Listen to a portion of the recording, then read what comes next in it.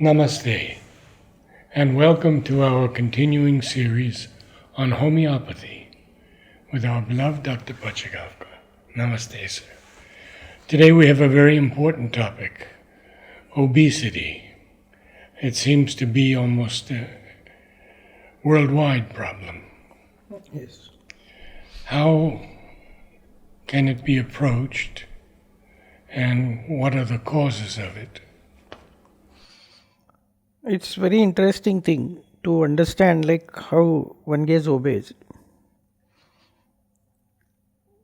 What we call body mass index, which is the count where the weight in kilograms is divided by square of the height in meters. That is body mass index.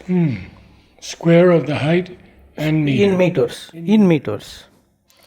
So, like suppose one is having 60 kilogram weight and he has a height of say 1.6, 1 meter 60 centimeters, then square of 1.6 will divide 60 and that will be the BMI, body mass index.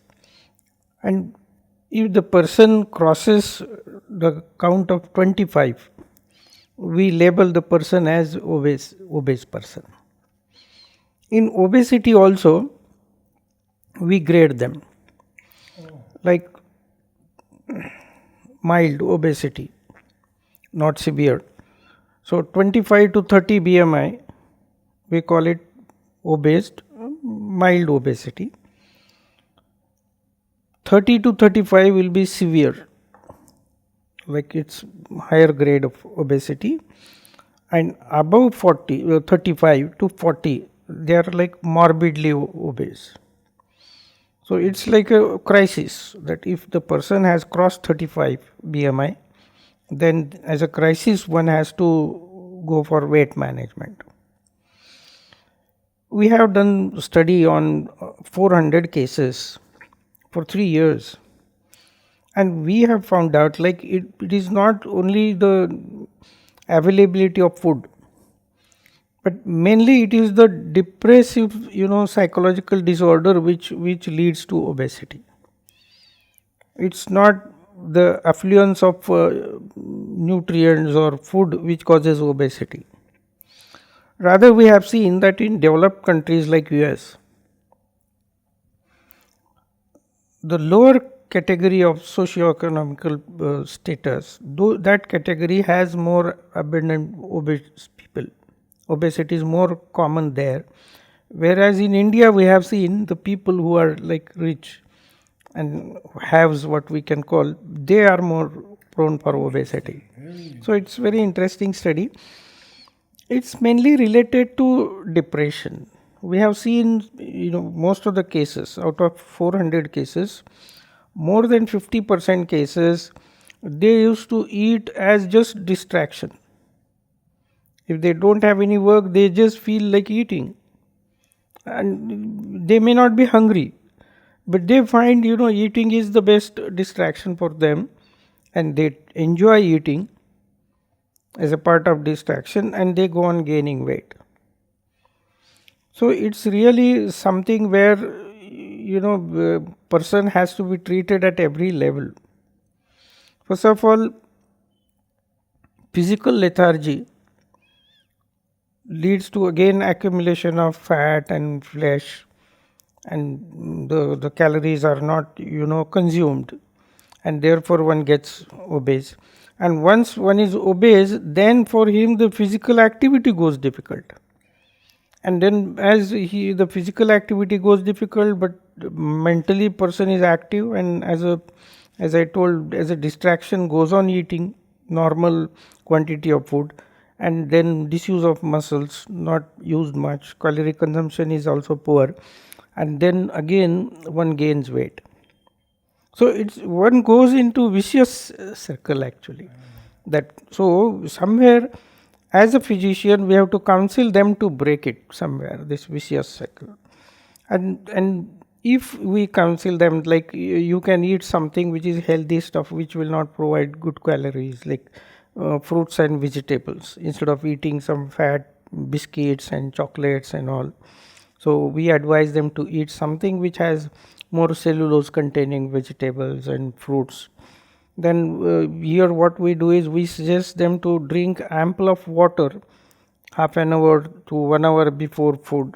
So that also helps them in getting well hydrated, and when they eat they get good salivation and they get good satisfaction of eating. There are some disorders which cause obesity, like internally if the person has myxedema, like hypofunction of thyroid, there also the person might gain weight, and the hypothyroid is such a syndrome where thyroid is a energy center. What we call metabolism is activated or governed by our thyroid functions. And where the person has a hypofunction in thyroid, becomes very lethargic and goes on gaining weight. So weight gain can be secondary to even myxedema or hypothyroid situation. In such cases we have to treat this either temporarily with supplements, or again many times lifestyle also helps, because we have seen it's not only the iodine utility, but in general also the person can have reversal of myxedema very well. We have seen people who have been taking eltroxin or thyronorm or thyroid supplements for more than 10 years, and even there this hypofunction of thyroid has reversed and come back to normal, and they are leading normal life even without supplements. But it has to be something which is like a long term strategy in managing obesity, even with thyroid or even without hypothyroid function. But in obesity what we have seen is there are so many factors we have to consider. First of all, the motivation of the person. We have to motivate the person to take up physical activity, enjoy some physical labor. Otherwise, we have seen these obese people, they try to avoid physical work. Imagine, suppose a person who is supposed to have, say, 65 kilograms of weight and has 100 kilograms weight in the same body stature. 35 kilograms of load the person is carrying, you see, unnecessarily, and body has to maintain it. See, the system has to give proper circulation, proper nourishment to so much of flesh, and therefore it is really a task for the system to carry so much weight. And therefore we have to see that the person has to be motivated to be active, so that the calorie consumption is there. Once the muscles are in work, they gain strength, and when muscles gain strength, the physical activities also will go up, the calorie utilization will be more, and then slowly the obesity will start reversing. And at least for years, 1 year, 2 years, and that weight loss has to be very slow. We have seen some weight loss programs where in 1 month the person loses 10 kg, but we have seen that once the person is not motivated equally, again maintain that motivation, then again the same relapse, there is a relapse, and then again person gains the same weight, and then one may get frustrated, what is this, I have gained so much weight. But see, obesity as such, we have seen that because of this load, having weight, then becoming immobile almost, and then leads to so many other disorders. We have seen that these obese people are prone to become diabetics later, and diabetics also are prone for obesity. It's again that what I said, they go into vicious circle. So somewhere we have to break.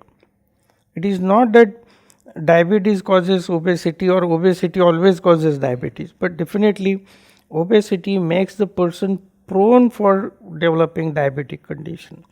So if we identify early, like see, it's very easy to reverse obesity when the person has not reached 25 mark of BMI. Very easy going, like minor changes in the lifestyle. If we call anti-gravity exercises, we suggest, where the person is asked to climb up 20 steps, like 10 feet, each riser being say 6 inches. So around 20 steps at a time, person goes up, then comes down, goes up, comes down. So this anti-gravity exercise helps the person. So we advise that initially the person should start having like 20 rounds. 20 rounds. 20 rounds. It will take around like 9-10 minutes maximum, even at a moderate pace. And then weekly go on adding one round up to 30. So after 3 months, person can reach say 30 rounds, which will take around 15 minutes. But this exercise is equivalent to almost like 1 hour of walking, because it consumes a lot of calories while lifting up, and then while coming down one has to balance. So this anti-gravity exercise also helps. So if the person is below 25, it is easy to reverse, and for Indian standards we can consider 20 to 22 would be the best weight, body mass index wise. And above 25 we will always call that the person is prone for obesity.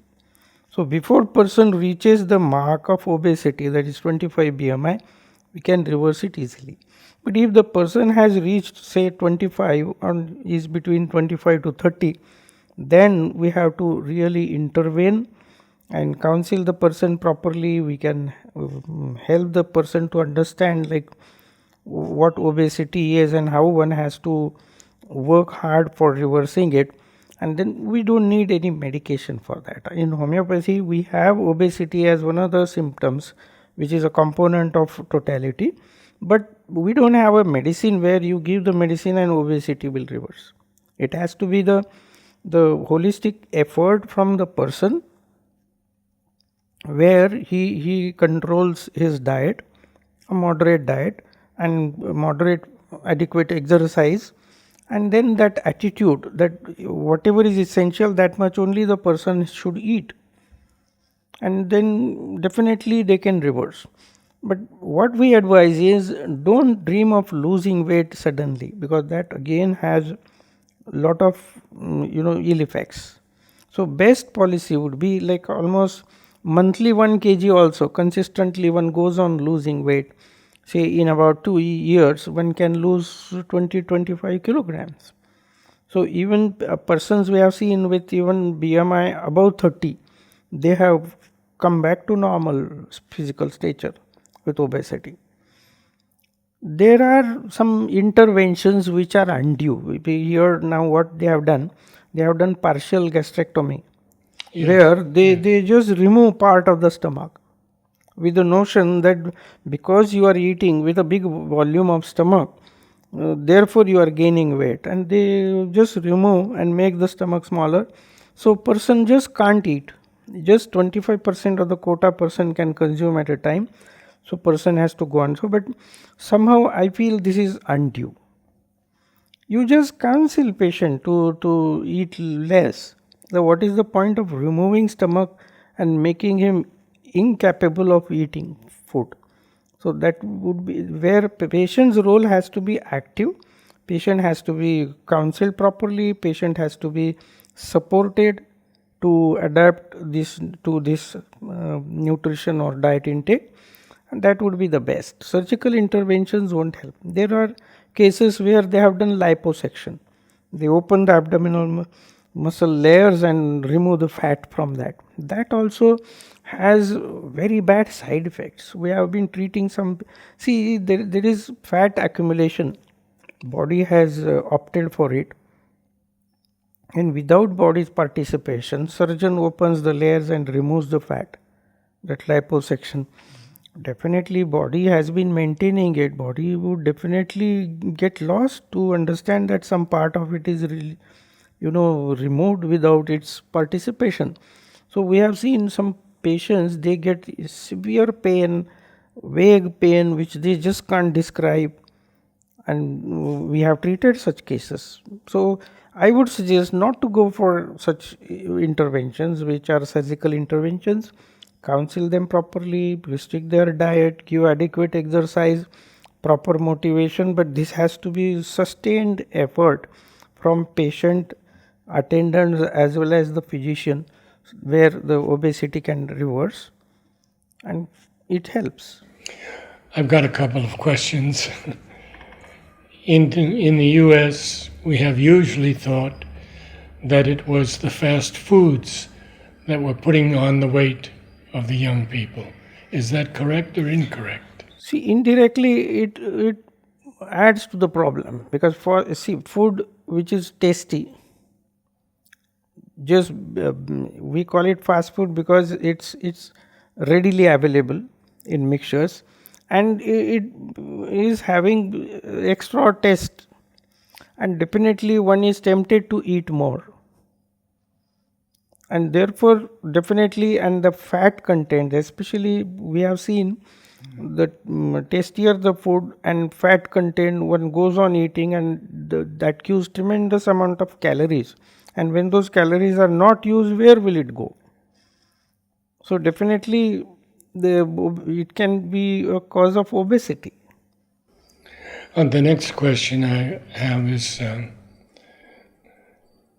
that I see many young people in their 20s and 30s tremendously overweight and yet active. Yes. What happens?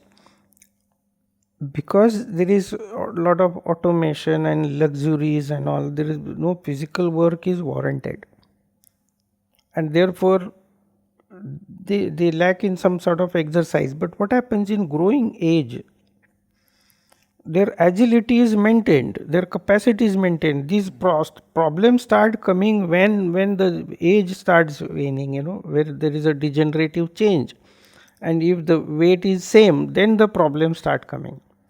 That what we call morbidity starts when the compensation capacity of the person starts failing. So long as that vitality is good, that will be maintained, because the person is having what we call drive, extra drive. But once that drive is exhausted and then decline, then the problems start coming. Could I ask you about ages and how they're affected?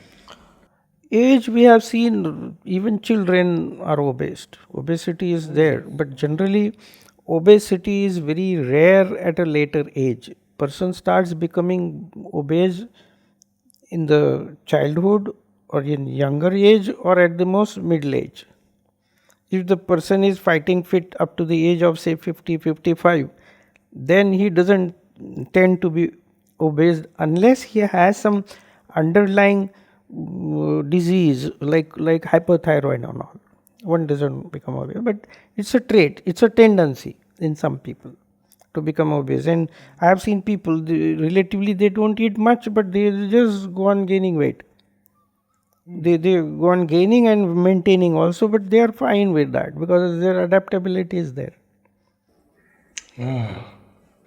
So, when they tease a young boy in school because he's really overweight, how does that child handle it when he's so young?